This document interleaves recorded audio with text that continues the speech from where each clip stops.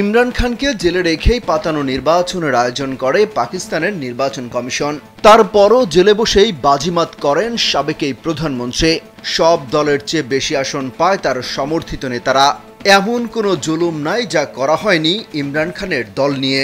রীতিমতো রাজনীতি থেকে নিষিদ্ধ করা হয় তার দল পিটিআইকে। নির্বাচনের কয়েক মাস পর এবার অর্থ কেলেঙ্কারি মামলায় জামিন পেলেন ইমরান খান। বুধবার ইসলামাবাদ হাইকোর্ট তাকে জামিন দেয়।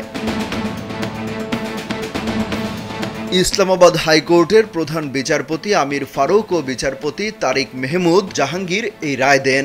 উভয় পক্ষের যুক্তিতর্ক শুনে এই রায় দেন তারা। এতে ইমরান খানকে 10 লাখ রুপির বন্ড জমা দেওয়ার নির্দেশ দিয়েছেন আদালত। ওয়ালটন ফ্রিজ কিনে অনেকের মতো আপনিও হয়ে যেতে পারেন মিলেনিয়াল। সেরা পণ্যের সেরা অফার। ইমরানের দলীয় আইনজীবী জামিনের বিষয়টি নিশ্চিত করেছেন। তবে তিনি জানিয়েছেন ইমরান খান এখনই জেল থেকে মুক্তি পাচ্ছেন না, কারণ রাষ্ট্রীয় গোপন নথি ফাঁস এবং বিয়ে সংক্রান্ত অন্য একটি মামলায় তিনি কারাদণ্ড ভোগ করছেন।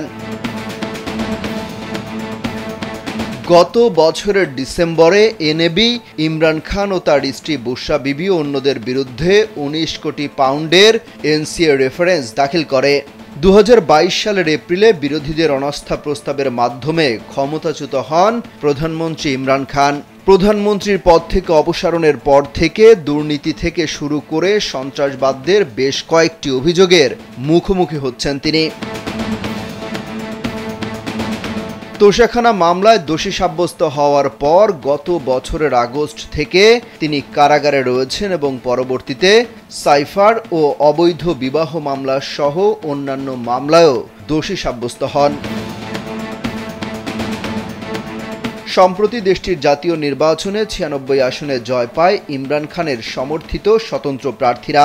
নওয়াজ শরীফের দল পিএমএলএন পায় 70 আসন আর বিলাওয়াল ভুট্টোর পিপিপি পায় 53 আসন। সরকার গঠন নিয়েও চরম নাটকীয়তা তৈরি হয় সেই সময়। বহু আলোচনা বৈঠক করে শেষ মুহূর্তে শাহবাজ শরীফকে প্রধানমন্ত্রী করে জোট সরকার গঠন করা হয়। তখন ইমরান খান জয় পাওয়ার দাবি করেছিল। একই সাথে ভোট কারচুপির অভিযোগও তোলেন তিনি। অমিত হাসান রবিন, কালবেলা।